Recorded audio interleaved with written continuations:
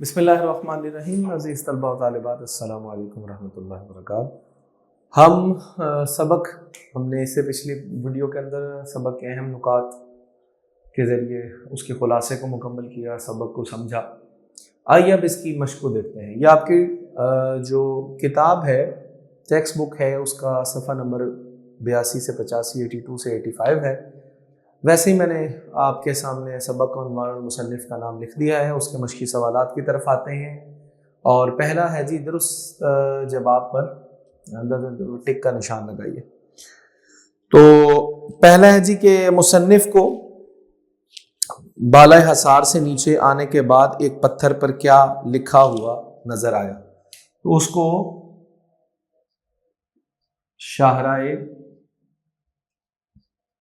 पाकिस्तान लिखा हुआ नजर आया। ये बे जवाब है इसका। वादिये पेशावर नजर आ रही थी, दूसरा एमसीक्यूज है।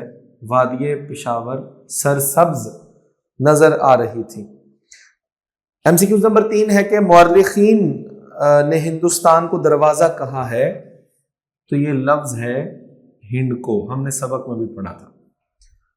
अगला चौथा एमसीक्यूज है कि अटक का नाम रखा था अकबर आजम ने। पांचवा एमसीक्यूज है कि सिखों का मशहूर गुरुद्वारा कहां वाक़या है, हसन अब्दाल में। और छठा एमसीक्यूज है कि नौशहरा के करीब आ जाने की पहचान क्या है, दरियाए काबुल।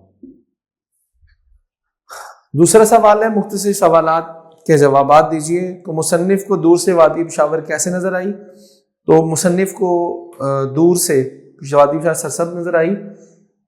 दूर से वादी पेशावर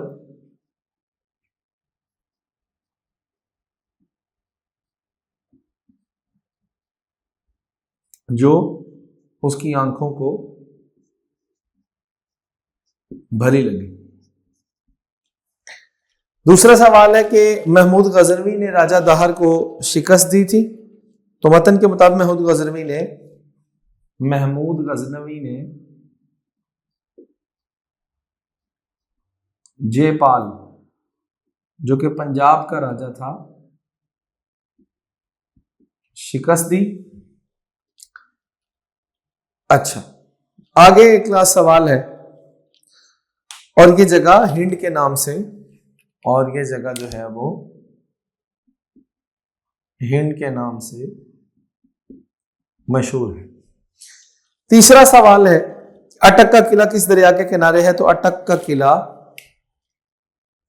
किला दरियाए सिंध के किनारे पर है। अगला सवाल है कि वो कौन सा बादशाह था जिसने जगहों के नाम रखने का बड़ा शौक था, तो वो बादशाह अकबर था, जिसको जगहों के नाम रखने का बहुत शौक था। मुअर्रिखीन के नज़दीक लाहौर से काबुल जाने वाली शाहराह पर हसीन तरीन मंजिल कौन सी है, तो मुअर्रिखीन के नज़दीक काबुल से जाने वाली मंजिल हसन अब्दाल है। ले जी अजीज तलबा और तालिबात, तीसरे सवाल की तरफ चलते हैं। और इसके अंदर लिखा है जी, दर्जल अल्फाज के मुतरादिफ लिखिए। तो यहाँ पर जो सवालात लिखे हुए थे, मैंने उनके मुतरादिफ जो लिख दी हैं, जैसे पत्थर का संग है, हैरत का ताज्जुब है, दिलचस्प का पुरकशिश है, शौक का ज़ोक है, हुदूद का कुयूद है, और आबादियों का बस्तियां हैं। ये मुतरादिफ हो गए, जिसे सेनोनियम्स कहते हैं हम माना। और आगे मुतजाद है, आप अपनी किताब पर देखिए। जैसे तमाज़त का ठंडक है, उल्ट लिखना है। गुमनाम का मशहूर है, शाहाना का फ़कीराना है। अव्वलुज़ ज़िक्र मुअख्खरुज़ ज़िक्र है, और कदीम का जदीद है, और दाखिल का खारिज है। मुज़क्कर मोनस अलग अलग कीजिए। मैंने दोनों लाइनों में मुज़क्कर और मोनस को अलग अलग कर दिया है। जैसे दरिया, गांव, किला या कला, दरवाज़ा, ये मुज़क्कर है, और ज़मीन, वादी, सड़क, बस्तियां, सराय और शिकस्त, ये क्या है, मोनस है। آگے سوال نمبر 6 ہے، اس کو اگر آپ اپنی کتاب کے اوپر دیکھیں تو وہاں زیادہ اچھا سمجھ آئے گا کہ متشابہ الفاظ کیا ہوتے ہیں۔ تو یہ کلاس صفحہ نمبر 83 ہے آپ کی کتاب کا، اور اس میں لکھا ہے کہ متشابہ الفاظ سے مراد وہ الفاظ ہیں جو آواز یا شکل کی صورت میں لحاظ سے تو ایک دوسرے سے مشابہت لگتے ہیں لیکن اعراب اور املاء میں ایک دوسرے سے مختلف ہوتے ہیں۔ اچھا، یہ الف بے اور جیم ڈیٹیل بتانے کے بعد اس نے کہا ہے، جو اصل بات یہاں پر ہے سمجھنے والی، جو سوال کا جواب ہے، آپ اس کی ریڈنگ کریں اور اصل میں جواب کو یہاں پر سمجھیں کہ یہاں پر اس نے جب وہ لکھ دیے الفاظ، اس نے کہا متشابہ الفاظ کے جز الف اور جز بے کے الفاظ کو معنی میں لکھیں۔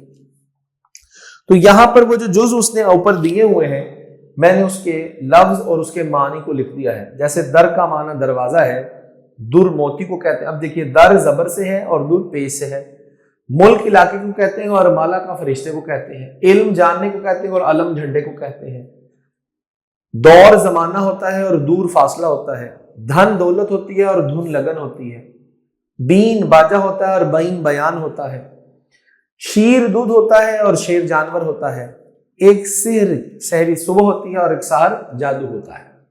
اس سے آگے اس نے جو رموز اوقاف بتائے ہیں اس میں علامات بتائی ہیں، جیسے مثال کے طور کے اوپر سب سے پہلے استفہامیہ ہے۔ استفہامیہ کیا ہوتا ہے؟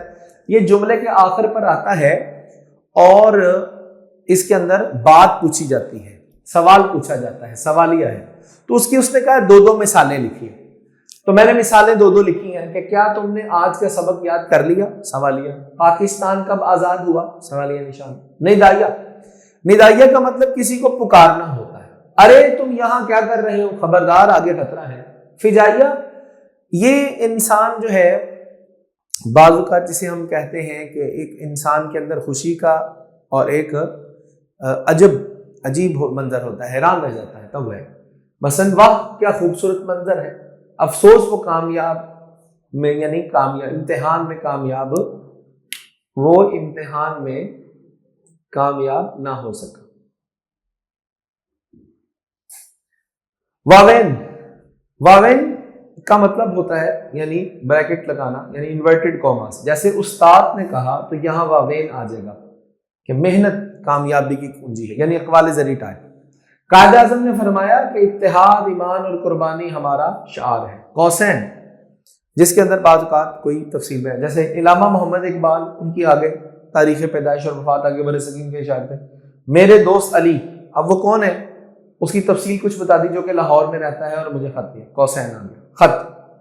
اچھا جی، یہ جو ہے یہ اس کے اوپر خط اوپر لگایا جاتا ہے الفاظ کے یا اس کے نیچے لگایا جاتا ہے، تو اس کی بہرحال یہ علامت کسی لفظ کے جملے پر زور دینے کے لیے بعض اوقات استعمال ہوتی ہے، جیسے کامیابی کے لیے محنت اور لگن ضروری ہے، ہمیں سچ بولنا چاہیے۔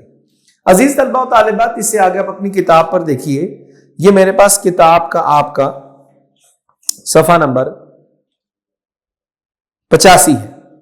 وہ کہتا ہے درزل پیراگراف کو توجہ سے پڑھیں اور آخر میں دیے گئے سوالات کا جواب دیجیے۔ میں سوالات کے جوابات جو ہیں وہ آپ کو بتا رہا ہوں۔ اچھا، سوال پیراگراف شروع کہاں سے ہوتا ہے کہ فورٹ پنو پنجاب کے ضلع ڈیرہ غازی خان میں واقع ہے۔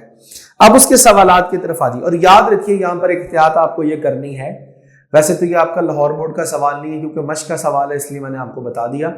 اس کے سوالات کے جوابات کو ہم یوں دیکھتے ہیں کہ کوشش کی جاتی ہے کہ تفہیم عبارت کے اندر اوپر والی لائن کو صحیح سطور کو نیچے ویسے ہی منوان نہیں لکھ دیا جاتا، بلکہ کوشش کی جاتی ہے کہ اس کو آسان الفاظ میں یا نئے الفاظ میں بدل کر لکھا جائے، اس طرح اس میں زیادہ نمبر آتے ہیں۔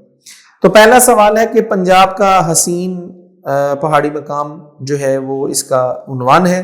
پہلا سوال ہے کہ فورٹ منو کہاں واقع ہے اور اس کی وجہ شہرت کیا ہے، تو یہ بتا دیا پہلی لائن میں کہ اس کا ڈیرہ غازی خان میں ہے، یہ ایک حسین پہاڑی سلسلہ ہے اور اپنی خوبصورتی اور دلکش اور تاریخی اہمیت رکھتا ہے۔ سوال نمبر 2 ہے فورٹ منو کا موسم کیسا ہے، تو وہ کہا یہاں یہ مقام سطح سمندر سے تقریباً 6470 فٹ پر بلندی میں ہے، جہاں کے موسم گرما کی ٹھنڈی ہوائیں چلتی ہیں اور سب سے پہاڑوں کو دیکھتے ہیں۔ آپ صرف اس پیراگراف کو اچھے انداز سے پڑھ لیجئے تو بالکل آپ کو اس کے جوابات جو ہیں وہ پتہ لگ جائیں گے۔ فورٹ منو کی تاریخ کا پس منظر حیثیت کیا ہے، تو ماضی میں برطانوی فوج کے لیے ایک دفاعی چوکی کے طور پر استعمال ہوتا تھا، جس کی وجہ سے اسے تاریخی اہمیت حاصل ہے۔ سوال نمبر 4 ہے فورٹ منو ثقافت اور دستکاریوں کے حوالے سے کیسی ہے، تو کہاں یہاں کی مخصوص ثقافت ہے، یعنی وہاں کا رہن سہن ہے روایتی طرز زندگی ہے، مقامی دستکاریوں کی دکانیں، فورٹ منڈو کا منفرد مقام ہے، یہ سیاحوں کو اپنی طرف متوجہ کرتا ہے۔ عزیز طلبہ و طالبات، سبق لڑی میں پروئے ہوئے منظر اور اس کی صفحہ نمبر 82 سے 85 تک ہم نے مشق کو حل کیا، جس میں مشقی سوالات میں کثیر الانتخابی سوالات، مختصر سوالات، الفاظ کے مترادف، متضاد، مذکر اور مؤنث کو الگ الگ کرنا، اس کے بعد جو ہے متشابہ الفاظ جو املاء اور اعراب کے اعتبار سے مختلف ہوتے ہیں، اس نے کہا ایکٹیویٹی یہ تھی کہ اس کے معنی لکھیں۔ اس کے بعد کچھ علامات اس نے بتائیں جس کی تفصیل یہاں دی تھی اور یہاں پر میں نے مثالوں کے ذریعے آپ کو سمجھایا، اور اس کے بعد آخر میں ایک تفہیم عبارت فورٹ منڈو کا پیراگراف اور اس کے مختصر سوالات کے جوابات میں نے آپ کو اس ویڈیو کے اندر سمجھائے۔ عزیز طلبہ و طالبات، اپنا بہت زیادہ خیال رکھیے، آپ سے اگلی ویڈیو میں انشاءاللہ ملاقات ہوتی ہے۔ السلام علیکم ورحمۃ اللہ وبرکاتہ۔